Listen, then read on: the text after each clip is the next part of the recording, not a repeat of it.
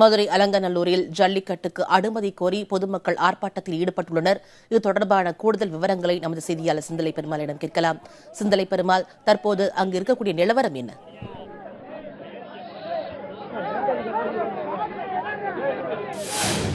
தற்போது சரியாக வாடிவாசல் முன்பு இந்த பொதுமக்கள், அதாவது மாணவர்கள் மற்றும் பொதுமக்கள், காளைப்பிடி வீரர்கள் உள்ளிட்ட அனைவரும் ஒரு போராட்டத்தில் ஈடுபட்டிருக்கிறார்கள்.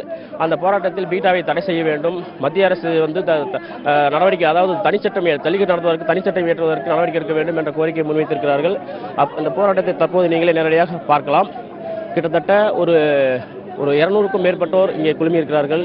இதில் மாணவர்கள் மற்றும் ஜல்லிக்கட்டு காளை அடக்கும் வீரர்கள், பொதுமக்கள் என அனைவரும் ஒன்றாக அமர்ந்திருக்கிறார்கள். காவல்துறையினர் இவர்களை கட்டுப்படுத்த முடியவில்லை.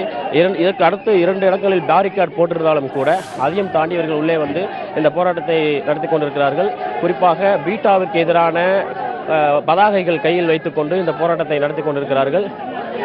தொடர்ந்து அலங்காநல்லூரில் பழைய காவல் நிலையத்திற்கு அருகே ஒரு பேரணி துவங்க இருக்கும் நிலையில் தற்போது இங்கே ஒரு ஆர்ப்பாட்டம் நடந்து கொண்டிருப்பது முக்கியமாக கருதப்படுகிறது.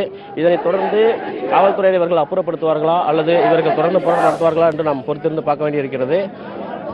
மும்தாஜ். சிந்தலை பெருமாள், தற்போது போராட்டத்தில் ஈடுபட்டிருப்பவர்கள் தங்களுடைய கோரிக்கைகளை எவ்வாறு வலியுறுத்துகிறார்கள்?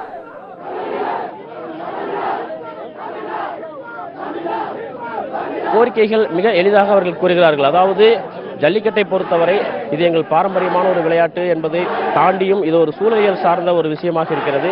எனவே இந்த ஜல்லிக்கட்டிற்கு அனுமதி வழங்குவதற்கு உச்சநீதிமன்றம் நடவடிக்கை எடுக்க வேண்டும், எங்களது உணர்வுகளை கருத்தில் கொள்ள வேண்டும் என்று அவர்கள் கோரிக்கை வைக்கிறார்கள். மேலும் ஜல்லிக்கட்டு என்பது வெறும் விளையாட்டாக நாங்கள் பார்க்கவில்லை, அது எங்களுடைய சூழலியல் வாழ்வியல் சார்ந்த ஒரு விஷயமாக நாங்கள் பார்க்கிறோம்.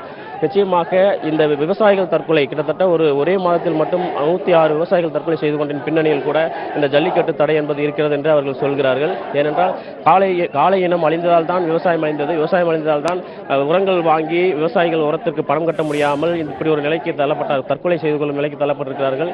எனவே நிச்சயமாக இந்த ஜல்லிக்கட்டு என்பது ஒட்டுமொத்த விவசாயிகள் மற்றும் தமிழர்களுடைய அடித்தட்ட ஆணிவேரை அசைக்கும் ஒரு விஷயமாக இருக்கிறது. எனவே மத்திய அரசு கருத்தில் கொண்டு தனிச்சட்டம் இயற்றுவதற்கு உரிய நடவடிக்கை எடுக்க வேண்டும். உச்சநீதிமன்ற தீர்ப்பும் தாங்களுக்கு சாதகமாக வருவதற்கு உச்சநீதிமன்றம் எங்களுடைய கோரிக்கையை கருத்தில் கொள்ள வேண்டும் என்று சொல்லியிருக்கிறார்கள். தற்போது அந்த போராட்டத்தை நீங்கள் நேரடியாக பார்த்துக் கொண்டிருக்கிறீர்கள்.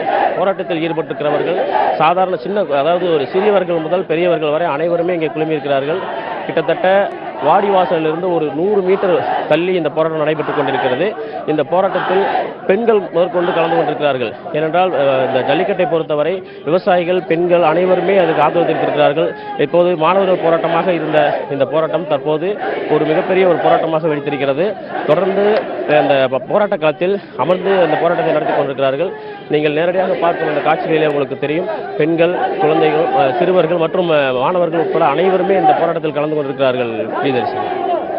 சிந்தலை பெருமாள், கைகளில் பதாகைகளை ஏந்தி கொண்டு அவர்கள் போராட்டத்தில் ஈடுபட்டுள்ளார்கள். இந்த பதாகைகளில் என்னென்ன வாசகங்கள் இடம்பெற்றுள்ளன?